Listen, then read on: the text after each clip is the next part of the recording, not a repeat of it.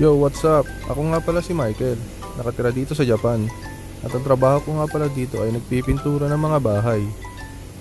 Bago pinturahan ng bahay ay pinapaliguan ko muna ito ng high pressure washer para siguradong matanggal ang alikabok ng bahay para mas maging makapit ang pintura nito.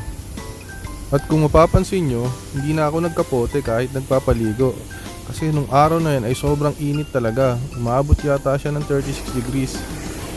Di bali nang mabasa, wag lang ma-heat stroke. Sobrang init naman kasi talaga ng summer dito sa Japan. Pag natutukan ka ng araw, sigurado magkukulay dark chocolate yung batok mo . So ayan, tapos na yung taas at sa babang part naman tayo.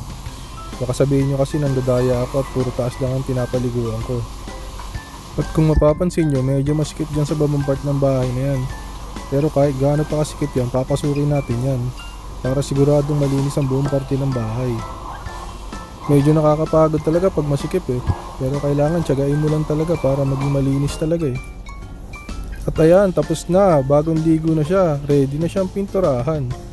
At nung sumunod na mga araw ay bago natin pinturahan, babalutan muna natin yung mga hindi dapat matamaan ng pintura. Mas mahirap kasi maglinis kaysa magpintura . Medyo malaki yung bahay na gagawin natin ngayon kaya inaabot din ako ng 2 araw dyan sa pagbabalot.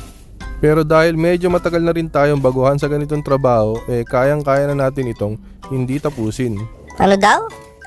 Sa una, medyo mahirap pero pag nasanay ka na para ka na lang din nagbabalot ng regalo .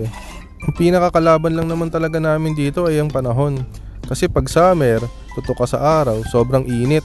Pag winter naman, sobrang lamig. Tapos pag umuulan pa, hindi ka pwede magtrabaho. Pero tsatsagain mo na lang talaga para sa ikauunlad ng ekonomiya. Minsan naisip ko na rin itigil na yung ganitong klase ng trabaho . So sobrang pagod kasi, minsan pag uwi mo ng bahay, kakain ka na lang at matutulog na lang. Minsan nawawalan pa ako ng panahon para sa mga anak ko.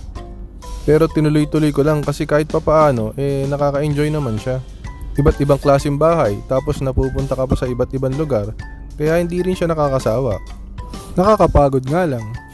Pero dahil medyo matagal na nga tayo sa ganitong trabaho, medyo nasasanay na rin yung katawang lupa natin. At kung umabot kayo hanggang sa part na ito, maraming salamat sa pagsasayang nyo ng 3 minuto para panoodin ang video na to. Yun lang. Tapos na. At ayan, tapos na natin sila lahat balutan. Kita-kits ulit tayo sa next video. Bye!